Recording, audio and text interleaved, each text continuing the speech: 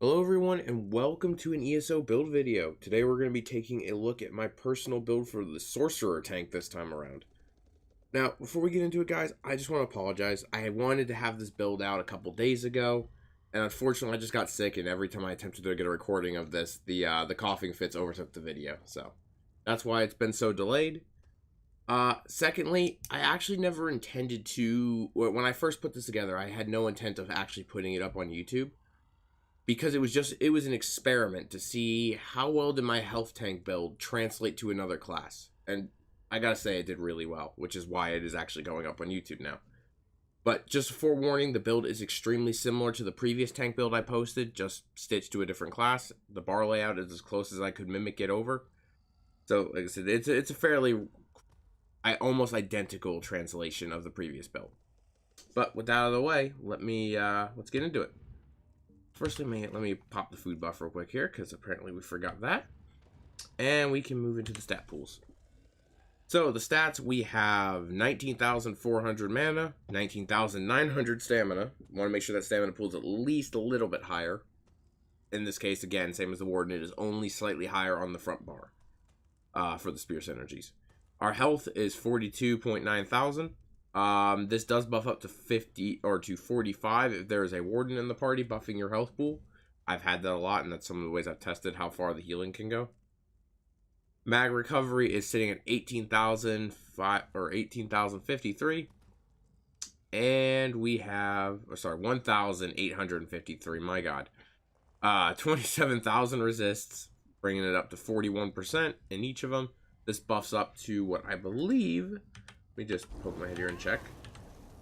Yep, 32.4. So not quite capped, but pretty damn close. And actually, believe it or not, it is kind of important to know our spell crit is 19%, but does buff up to 25%. That is kind of important for this build. So, all right, moving into the skills.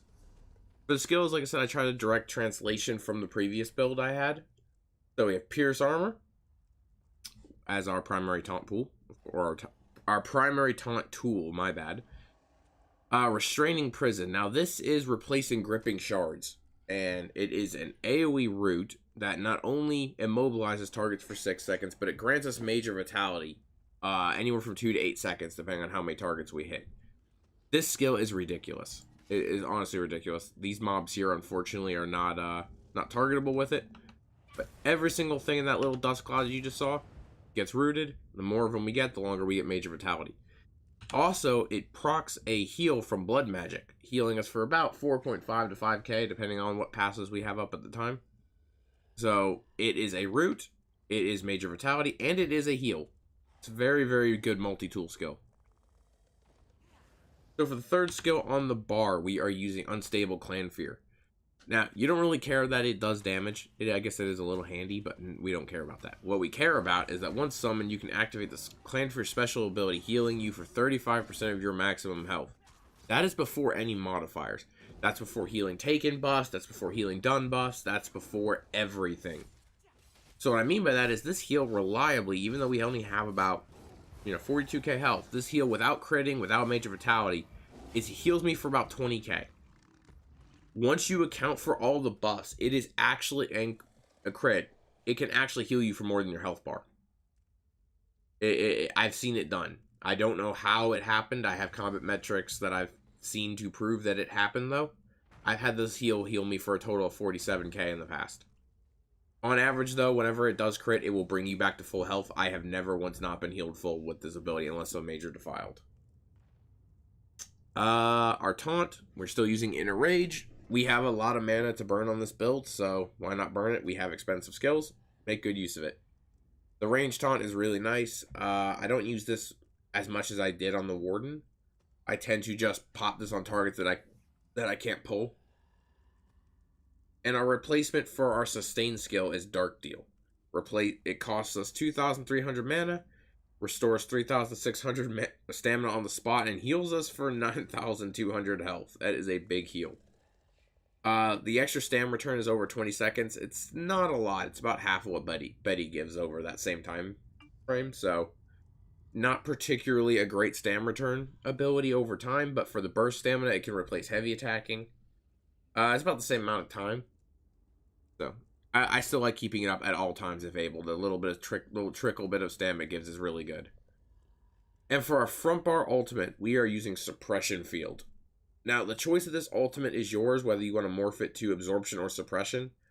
The only reason I have this on Suppression Field at the moment is because I tend to pug a lot of dungeons, and the ability to deal even a little bit of damage can sometimes help you carry a dungeon as a tank. If you trust your group and you know you're not going to have to be pulling all the weight of a dungeon, Absorption Field is probably better, as it also is an AoE heal for your allies. But the thing to note with Suppression Field is because it does damage every half second, it procs this every half second. So you're healing for 4.5k every half second, so long as Suppression Field is up and hitting something. Keep that in mind. Absorption Field, you will not get the extra healing from the passive, but instead you'll be healing for about 1,000 every half second from Absorption Field, but so will your allies. So, I said pick the morph based on your group. I personally use Suppression. For back bar, we are using Boundless Storms. Now, I've seen a lot of Sorc tanks use like Chudan, or would hell even use the heavy armor skill for this. We are using Boundless Storms though, and the primary reason we are using that is because we are pairing it with, which I'm going to skip ahead a little bit here, Critical Surge. This is why I said it is important to note we have a 25% crit chance. Every time we get a source of critical damage, doesn't matter whether it was our Elemental Blockade, our Storms, I believe it counts for this, it counts for this, it counts for this. Anytime we get a source of a crit, we heal for 3.5k. Now, this heal itself can crit and can heal you up to 9. So every second, you have a chance of healing between 3.5 to 9k. That's a lot of passive healing. This ability is ridiculously powerful. It's also one of the earlier skills you can replace if you do need to slot something like Blood Altar or things like that, but Crit Surge is just so good. This is our replacement for Leeching Vines, by the way. Elemental Blockade, we're using this for the exact same purpose as we did on the Warden. We are using it as an AoE slow, a chance to root, which is handy, but more importantly, it is proccing our Absorb Stamina glyph that is on our back bar. It keeps that good stamina sustain coming, allows us to block way more than we should. It's just a really, really good skill. I can't foresee ever replacing it on any of my tank's bars. The skill is just too versatile. And it has a very similar, as you can see, goes very, very similar to Incase's distance. Actually, I believe it goes further than Incase. Same function, though. Very, very good skill. And for our pull, we are using Silver Leash. So, you can't spam this as much as you could of Warden's Portals, because it costs stamina, and it costs a lot of stamina at that. But it is very handy. It is still a very reliable pull, and this build, thanks to Dark Deal and thanks to heavy attacking, you actually can spam this quite a bit, so long as you don't have to block much at the time. So during most ad pulls, you can spam this. Just make sure you always keep enough reserve stamina to dodge roll if needed, in case there's a big ad in there that's about to heavy attack you, rather than not get clumped on the head. For our back bar ultimate, now this is the one I'm still experimenting with, and currently I'm sticking to Replenishing Barrier, as it gives a nice little damage shield to you and your allies, and gives you a little bit of mag return back every time one of the wards dissolves, including a little bit of alt regen too, which is nice. The only reason I chose to run this is because I don't have Absorption Field. This is literally my only source of group healing or group protection. As a Sorcerer tank, we do not have anything that helps the group at all. The sole reason to play a Sorc tank, or the sole fun of it, is that while you are not buffing the group, the healer doesn't even have to look at you. You can out-heal anything on a Sorc tank. It's ridiculous. But your ultimate choice here, like I said, is very open to debate. Play what you like. You could use Replenishing Barrier as a defense. You could use Aggressive Warhorn if you'd like to buff the group's damage. If you're in dungeons, you can also use this guy, actually, believe it or not. You could use Summon Storm Atro, and the first DPS of yours who takes the synergy is granted Major Berserk for the next 8 seconds. Now, I haven't personally experimented with this very much, but I feel that that would be more useful than what Warhorn would do in a dungeon. Just because Warhorn's only affecting crit damage, while this is affecting all damage. This is a phenomenal skill. I'm actually considering testing it, and probably will be soon, so I might put out an update if it ends up taking my back bar spot. But it seems like a fairly good skill. Is there any other ultimate that's worth backbarring? This is not so much a back bar as so much a front bar and then back barring the suppression field. But what you can also do is slot your ultimate so that way you can get this skill on the bar. Automatically blocking all attacks for the next 5 seconds, though technically it is 7 once it is fully leveled. Very, very good ultimate. I don't use it very much because most groups I have that I would actually be willing to slot a ultimate that only absorbs blocking doesn't wipe to stuff, so. But it is a great pug ultimate if you want to make sure you can get the clutch reses off if needed. Alrighty guys, but that is all the skills. I do want to name a couple a passive or two that are important to pay attention to. Like I said, dark magic, very important. And remember that this can proc it. Even though the Restraining Prison does no damage, it procs blood magic, which heals you for 11% of your max health. In fact, incur once every half second. Keep that in mind because it actually is a good source of passive healing. It really does help you out there. Only other really big one here is persistence. When you block an attack, your next magical or stamina ability costs 15% less. Believe it or not, perma-blocking is actually encouraged on Warden when you're having trouble with mag sustain, because you can sit there and perma-block, constantly absorbing attacks, which allow you to spam your heals for significantly cheaper. And on a Sorcerer, that is very important, because our abilities are not cheap. Every single ability we have on this bar, except for the Taunt, costs 3k. Our back bar, 2.5, 3, over 3, 3, over 3. We have a lot of expensive abilities as a Sorcerer, and this passive significantly helps reduce that. Don't believe that this matters much. Oh, this gives us our minor spell crit buff, which gets us up to the 25% crit chance. Nothing there. Our pet can't die in dungeons, so this passive is irrelevant. Reduce the cost for ultimates by 15%. Very, very helpful.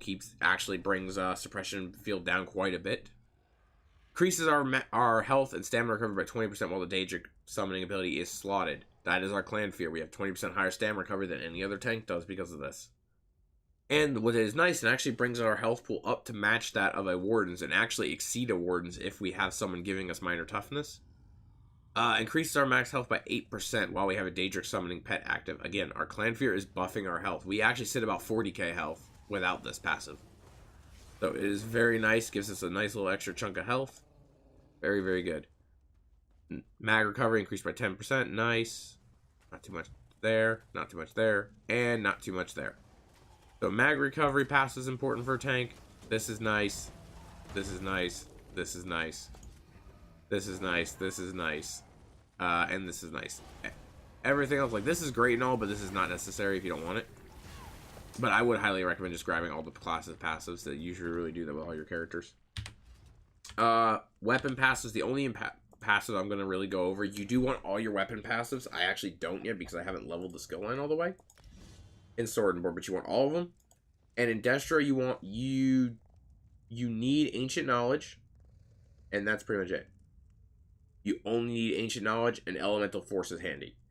After that, you don't need Penetrating Magic. Do not take Trifocus, and this is optional. This is optional. It's a nice little bit of extra mag recovery if you happen to snipe a kill, but that's not going to happen very often. So really, it's Ancient Knowledge, Elemental Force. You don't need this one, and do not touch this passive. This passive really is a problem for this build. Certain builds can handle it. I personally have not spec'd this to handle Trifocus.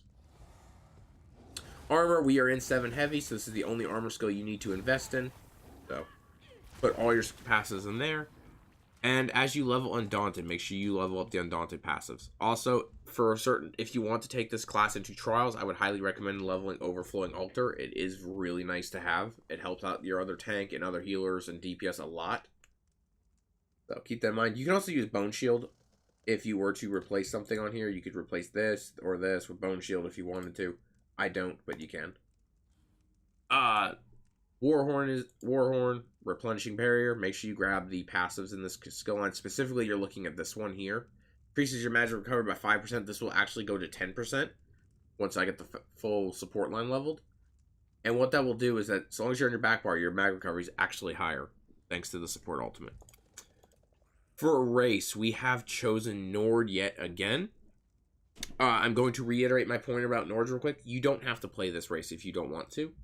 Feel free to just put 2 protective traits on your jewelry, and that can replace the Nord's passive, which is the main thing we're running this for.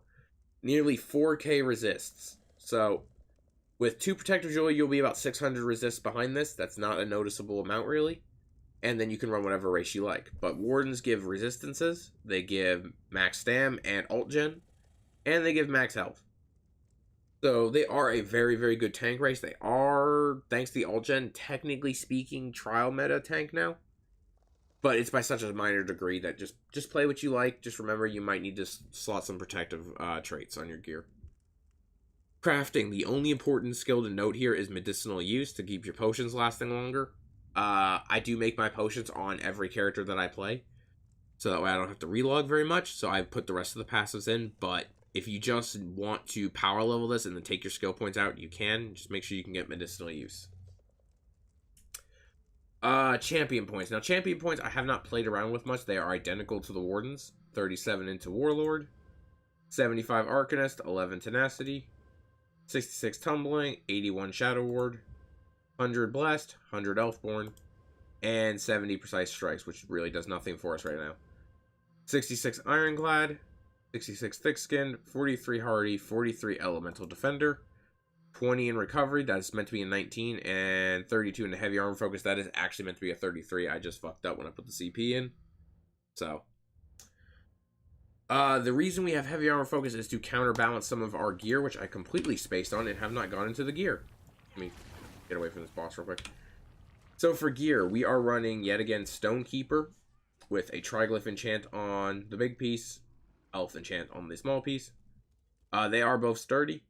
And Stonekeeper is just ridiculous, especially on a Sorc tank, because we don't have the most reliable tool to get our stamina back during block-intensive fights.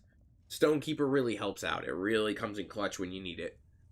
Alternatives to running Stonekeeper, in my opinion, are Bloodspawn and, believe it or not, Thurvacoon. Thurvacoon applies AoE Minor Maim, which is very, very nice. It has permanent uptime. And it's probably what I would run if I wasn't going to run Stonekeeper.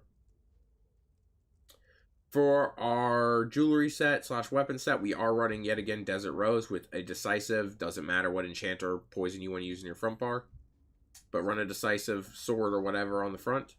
Reinforced shield with stamina enchant. And on the back bar, we are running an infused frost staff and absorbed stamina glyph.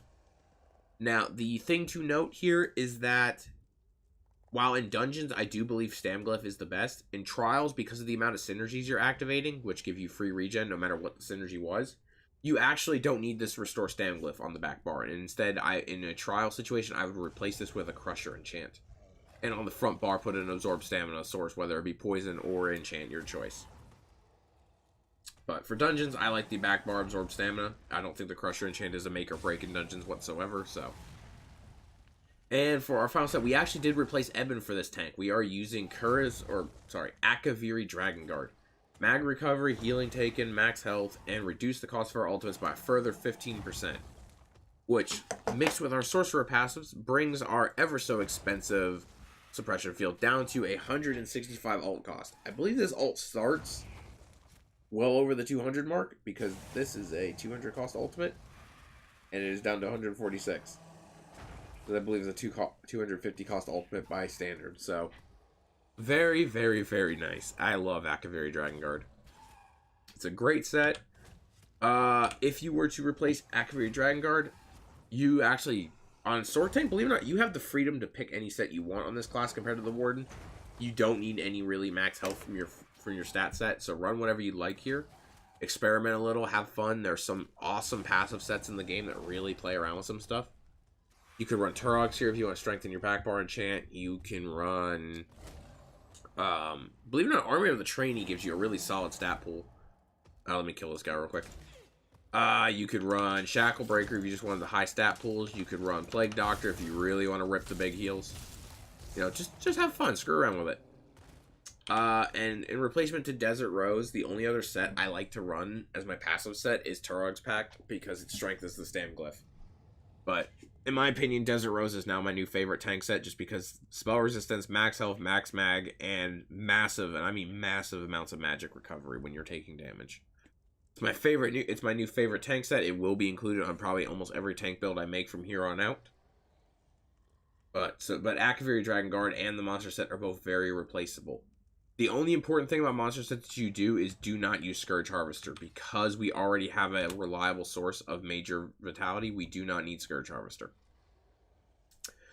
But yeah, guys, oh crap, I forgot. We are also a vampire. Just to let you guys know, we have the Undeath passive and the Supernatural Recovery passives that are the important ones.